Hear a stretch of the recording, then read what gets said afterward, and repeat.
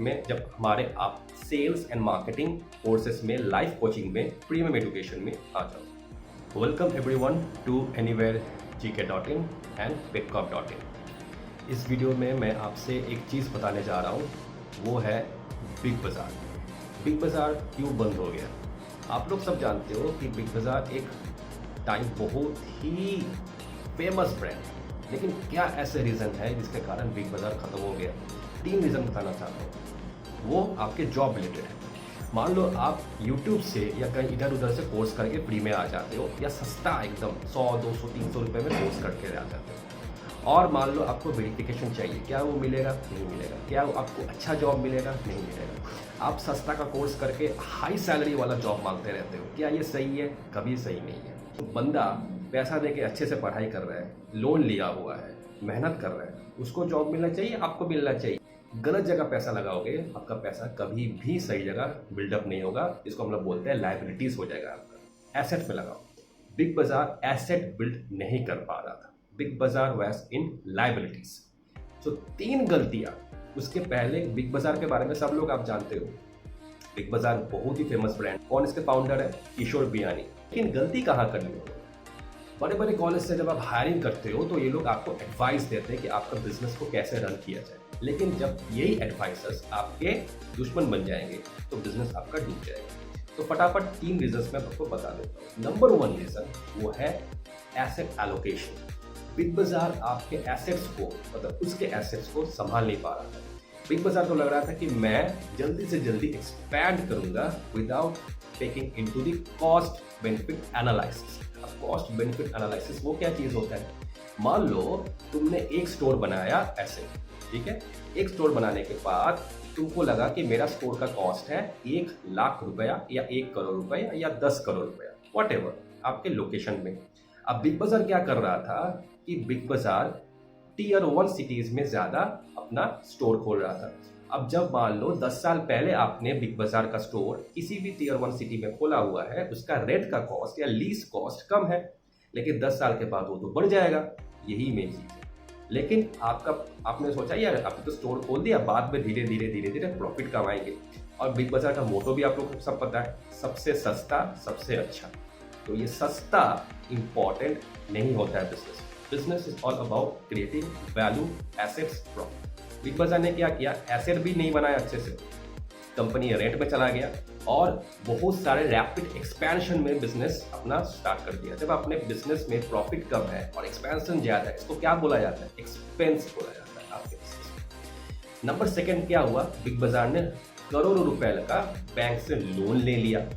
अगर तुम बिग बाजार का बैलेंस शीट चेक करोगे तब आपको समझ में आ जाएगा कि बिग बाजार प्रॉफिट तो कमा नहीं रहा था, लेकिन रैपिड एक्सपेंशन में जा रहा था।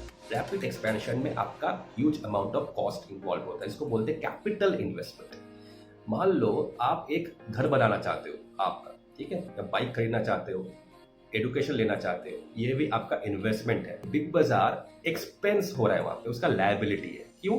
क्योंकि इधर उधर वो स्टोर ओपन कर रहा है विदाउट टेकिंग इनटू अंडरस्टैंडिंग कि यहाँ पे मेरा फ्यूचर प्रॉफिट्स क्या होने वाला है। इसको हम लोग बोलते हैं अपॉर्चुनिटी कॉस्ट, और आपके फ्यूचर कैश फ्लोस कितने आने वाले हैं, ये बहुत ही इंपॉर्टेंट है बिजनेस में। 3rd है आपके ह्यूमन रिसोर्स।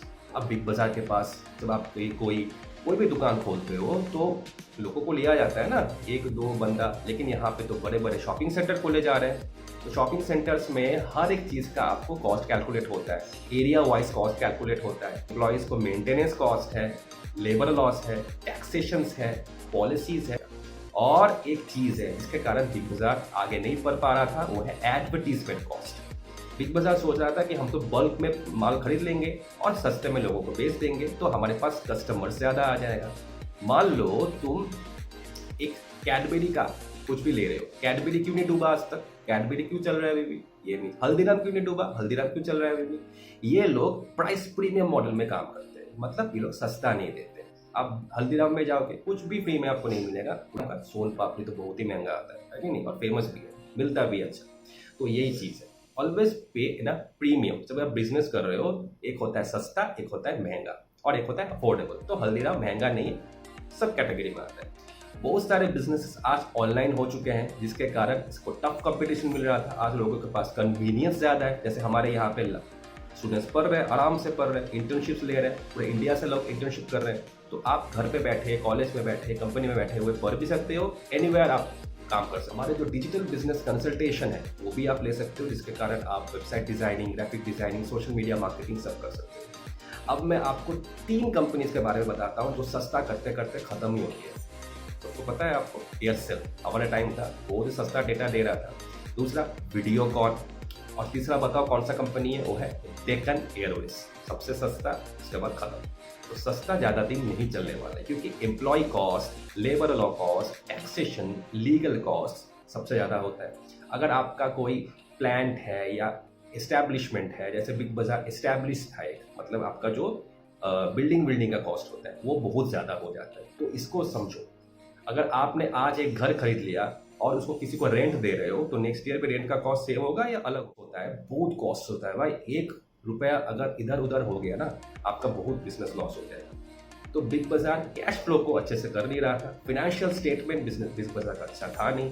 बिग बाजार के जो एडवाइजर्स थे बड़े बड़े कॉलेज से आके, वो गलत एडवाइस दे के, और जो फाउंडर होता है बेचारा, अगर उसको बिजनेस समझ में नहीं आ रहा है, तो मेरे साथ भी होता है ऐसे, बहुत सारे एडवाइस देने आते हैं इधर उधर से, जानते नहीं है लेकिन सिखाने आते हैं कैसे बिजनेस किया जाता है। तो ऐसे बहुत सारे लोग होते हैं जिनको कुछ भी नहीं पता बिजनेस का, और मुंह उठा के बिजनेस सिखाने आते हैं। अरे ये करोगे तो इतना एक्सपेंस, या 1 रुपये खर्चा करने के बाद मेरा 2 रुपये प्रॉफिट होगा, या 1 रुपये मेरे को रिटर्न मिलने वाला है, या 0 रिटर्न। तो आपको तीनों के बारे में अच्छे से समझना पड़ता है। कहाँ पे मैं बेच रहा हूँ, किस शहर में बेच रहा हूँ, कौन मेरा डेमोग्राफिक्स है, कौन मेरे कितने रुपए में मैं सामान बेच पा रहा हूँ, ये सब आप सीखोगे मेरे एंटरप्रेन्योरशिप में, जब हमारे आप सेल्स एंड मार्केटिंग कोर्सेज में, लाइव कोचिंग में, प्रीमियम एजुकेशन में आ जाओगे। Everything has been given in the description box. Okay, very affordable courses. You will be getting eligible for the internship. Also, you will be getting a reference check and you will be getting industry visits. Okay, तो entrepreneur बनना easy नहीं है। बनना है entrepreneur, सुन लो थोड़ा। बार बार आपको बताते रहे। देखिए आज का जो हमारा युवा है ना, वो अलग अलग प्रकार के धंधा कर रहा है। BCA चाय वाला, AMC पानीपुरी वाला, IIT गोलगप्पे वाला, इसी तरह के मतलब बहुत सारे धंधा जो है कि ठेला खोल दे रहा है, भैंसो कह रहा है कि स्टार्टअप किया है। Don't be an entrepreneur like this and don't you copy the model of Big Bazaar। ये एक लॉस मेकिंग मॉडल है। ऐसे मॉडल को फॉलो करोगे, ऑलवेज आपका लॉस होगा। So if you want to know more anything about any business idea लेना है, और अगर आप हमारे कोर्सेज में एनरोल होना चाहते हो, डिस्क्रिप्शन बॉक्स में है। आप हमारे डिजिटल बिजनेसेस को लेना चाहते हो, इसका लिंक्स भी डिस्क्रिप्शन बॉक्स में है। If you want to know more about me, वो भी डिस्क्रिप्शन बॉक्स में है। Follow me, subscribe. Till then